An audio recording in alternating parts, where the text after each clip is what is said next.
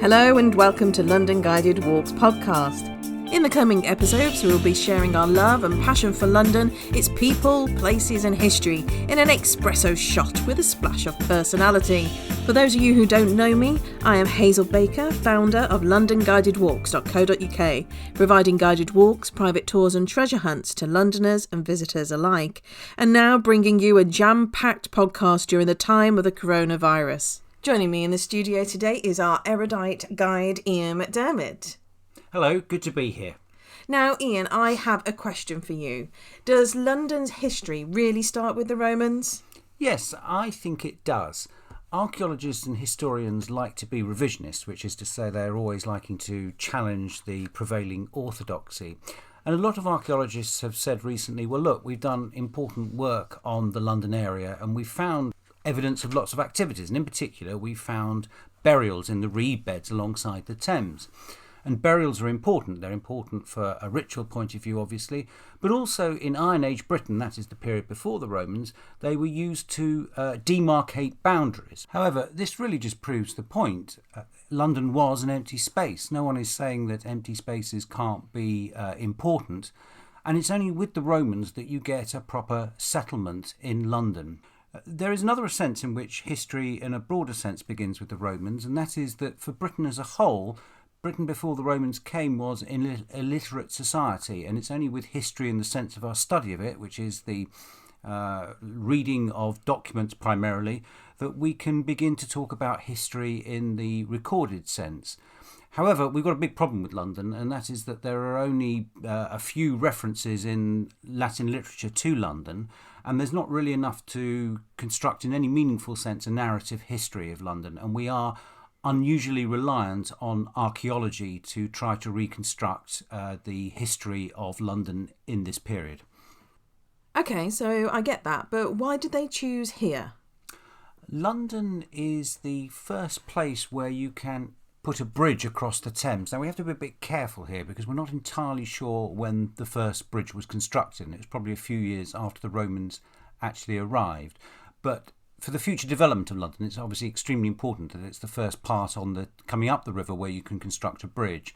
And before then, it was also relatively easy to cross. Southwark on the south bank of the Thames looked very different in Roman times. It was a series of small islands or islets. And these islands were connected to the mainland, as it were, on the south bank in Iron Age times by walkways. So you could walk across to the island nearest the Thames and then get a ferry across. So it was always, even before they put a bridge up, it was always a very easy place to cross the river. And indeed, once the Romans have constructed the bridge, we should remember that they would still be using ferries for an awful lot of the transport. It's very easy to imagine that London Bridge was probably very easily congested with carts at this time. And the Thames is, of course, tidal. Where the tide actually reached is a matter of some debate, but it was certainly tidal up into what is now the City of London. And this is extremely important for bringing ships in and out easily. The river is also suitable as a port. It's deep enough. Finally, on the north bank of the Thames, it's good building ground where the city of Londinium would develop. It's gravel, so it's easy to build on, and there's a plentiful supply of fresh water from springs. When did the Romans come to Britain and why? The Romans invade Britain in 43 AD. Now, they had been here before, under Julius Caesar 100 years earlier in 55 and 54 BC. There were expeditions to Britain, and no one is quite sure what Caesar was up to. Certainly the first year he came in 55 BC, he only arrives with 2 legions, which is totally inadequate to conquer Britain. And it could be that the second time round he's aiming to take possession of Britain. We just don't know. But perhaps more likely is that he was aiming to punish the tribes on this side of the Channel who had quite possibly been aiding the tribes over the other side of the Channel in their fight against Caesar. Caesar was involved in the Gallic War at this stage, which was an enormous military enterprise to conquer what is nowadays France.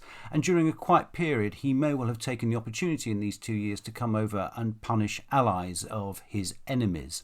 It's also quite possible that Caesar needed a reason to maintain the authority he'd been granted by Rome and wanted to demonstrate back home in the capital that there was an ongoing military need for his powers. After Caesar leaves in 54 BC, the Romans aren't heard of for another 100 years.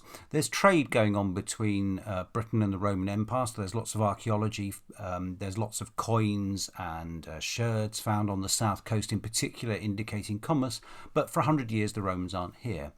And then under the Emperor Claudius in 43 AD they invade, and this time it's serious, it takes a few years, but it leads to the successful conquest of the province that they call Britannia. Now, why they should want to come over here is almost certainly tied to Claudius's domestic politics. We have the biography of the early emperors written by Suetonius, and Suetonius describes Claudius as a man with a limp, a stutter, and indeed as a man who is found behind a curtain on the death of his nephew, the Emperor Caligula, cowering behind a curtain, and is then hauled out by the Praetorian Guard to be emperor. Now, this isn't necessarily true, but what it does indicate is a man who lacks legitimacy, who doesn't cut the fine figure an emperor should. And this is a man who needs to justify his position. And what better way to do this than by having a military victory and adding another province to the Roman Empire. So in 43, the armies come over. Claudius later joins them, and he's later able to have his triumph in Rome. And how long were the Romans here for? They were here for about 350 years. The precise ending of the Roman Empire in Britain as elsewhere is difficult to pinpoint. It used to be thought that there was a letter from the Emperor Honorius written in 410 in which he replies to an appeal from the Britons asking for help, and he writes back saying, "I'm sorry, you're on your own." But it's no longer certain that Honorius was actually doing this, but it seems to be fairly clear that by this time the Roman soldiers have left. They've been taken over to Gaul to help in a civil war that's going on there, and there are no longer Roman soldiers in Britain. And it seems fairly clear that by about the mid-5th century, the institutions of Roman Britain are beginning to break down. This certainly seems to be the case in London, which by this date seems to be pretty much deserted. And by deserted, do you mean that this great Londinium was just completely empty? There was no one living here? Yes, pretty much. It seems extraordinary, doesn't it? But archaeologists have tried very hard to find evidence of Anglo-Saxon occupation of Londinium, and it's always dangerous to argue something from an absence of evidence, but there just aren't the archaeological finds that you would expect if people were living here. The Anglo-Saxons moved their settlement further upriver to what is now Aldwych meaning Old Market in Anglo-Saxon, and the Anglo-Saxon London Wick remained there right up until the 9th century, when under King Alfred the centre of London settlement is then moved back inside the old Roman city walls for protection against the Viking raids. That's really quite extraordinary. So how big was Roman London, and how do we know this? Well, we have a nice elegant answer for later on in the period of Londinium, which is the walls. The city comes to be defined by its walls, and they're constructed in about 215, maybe the 30 years leading up to that approximate date. Before then, it's largely a question of trying to work out where the boundaries were as the settlement expanded by trying to guess where the edges of the settlement were. And one way you can do this is to use burials, because burials continuing from the Iron Age were used as a means of marking edges. So you can try and work out roughly what the area occupied by Londinium was. In terms of population, in the early period, ahead of the Buddakan Revolt of 61 AD, the population, according to the latest academic studies, was probably just short of about 10,000. And then the city expands and it carries on growing, and it reaches this substantial number of around 30,000 by about 200 AD, before then going into some kind of decline up until the 450s, when the end point is reached and the city is virtually empty. So what kind of trade was going on in London?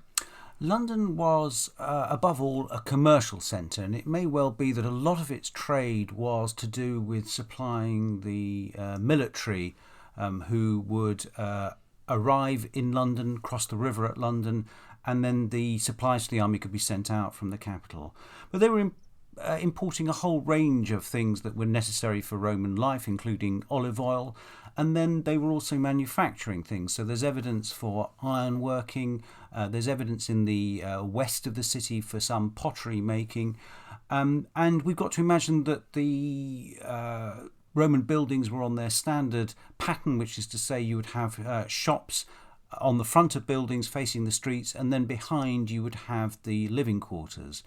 The Roman historian Tacitus describes London as being full of merchants and soldiers, and Tacitus' description has been borne out by the marvellous find of 400 writing tablets in the excavations of what is now the Blumberg building, just on what was the Walbrook River.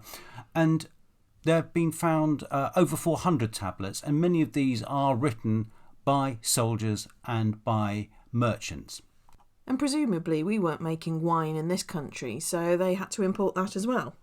Yes, wine would be imported. It's a very large trade. It would be imported in those big ceramic vessels, the amphorae that they used.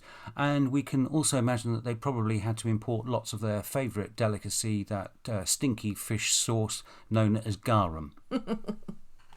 So for a Roman travelling to this far-off land, Londinium, it would have been a home from home?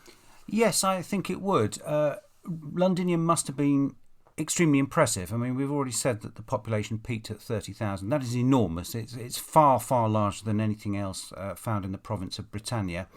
And there's quite a lot of evidence of sophisticated town living. The Roman civilization was marked by towns, and here in London we've got quite a lot of evidence of a highly developed civic centre. The second forum that was built, which is on the site now of Leadenhall Market, when you read the literature on it, it's often described as being the second largest forum north of the Alps in the Roman Empire, second only to Trier, and the basilica itself is frequently described as being the largest basilica, the basilica being the main civic building in a Roman town. It's where the council meetings took place, where treasure was stored, where the courts were held.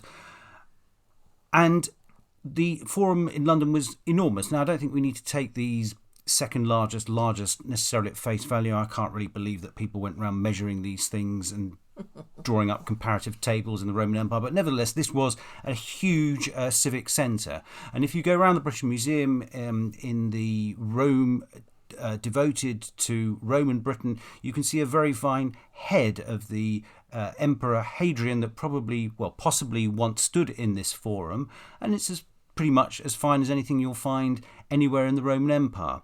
And this is interesting because it contrasts with a whole raft of Roman authors living in Rome without direct contact with the province of Britannia, who describe it really as being the most remote place you could possibly think of. And going alongside its remoteness, it's also extremely backward.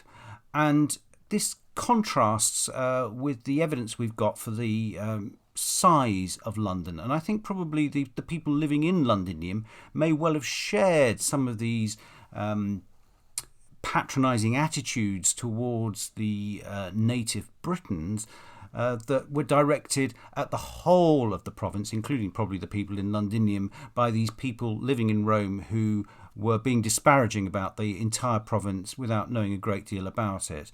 The historian Herodian, for example, describes Britons as living in tents, being covered in tattoos, running around naked. And that kind of attitude, as I say, is very interesting in terms of the arrogance of the people writing about it, but it also contrasts with this evidence we have of Londinium as being this great city with a population of about 30,000.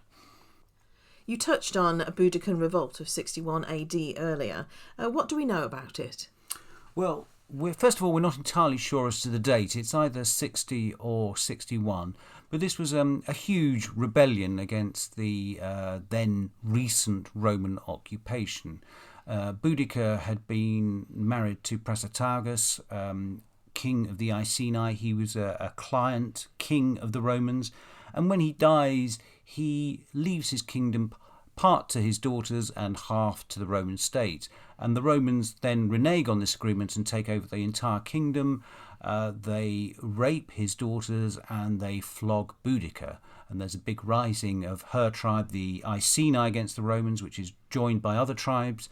The Roman governor, the military commander, is at this stage away in Anglesey trying to deal with the Druids.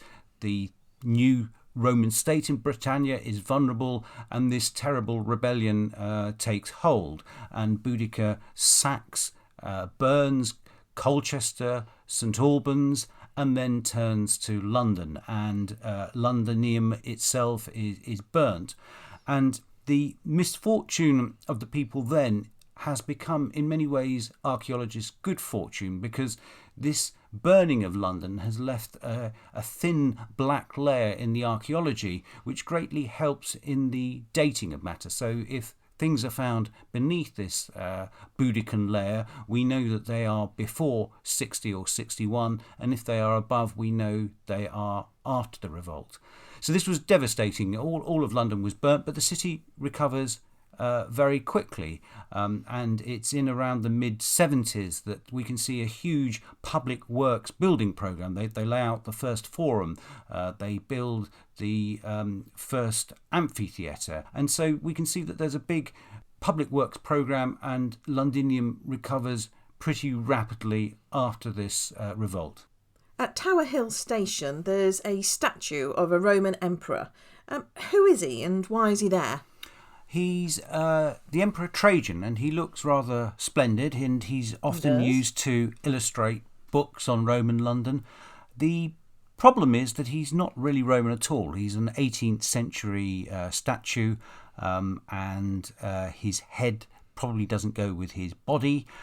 He was only put there in the 1970s. He looks very grand.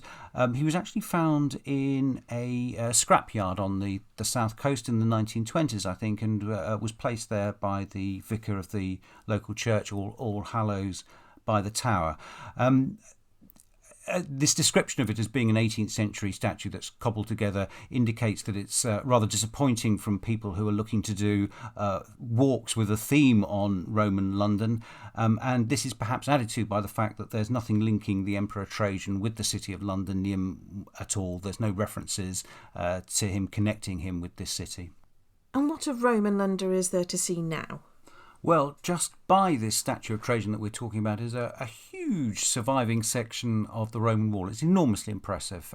The top third of it is medieval, but basically the first 20 feet of this wall that you see are Roman. And there are other sections of the wall surviving, a couple of them to mention. One is at Cooper's Row, just to the north of Tower Hill, and another one is in a car park along London Wall. So they're all well worth a visit. And then in terms of attractions that you can visit itself to actually go in and see, well, there's the Roman Baths on Lower Thames Street, where you can go onto the Corporation of London website and book up a tour.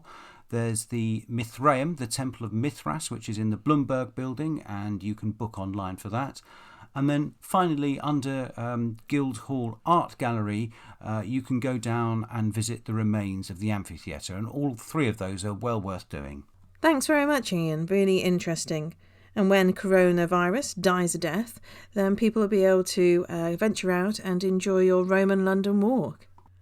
And that's all from us for now.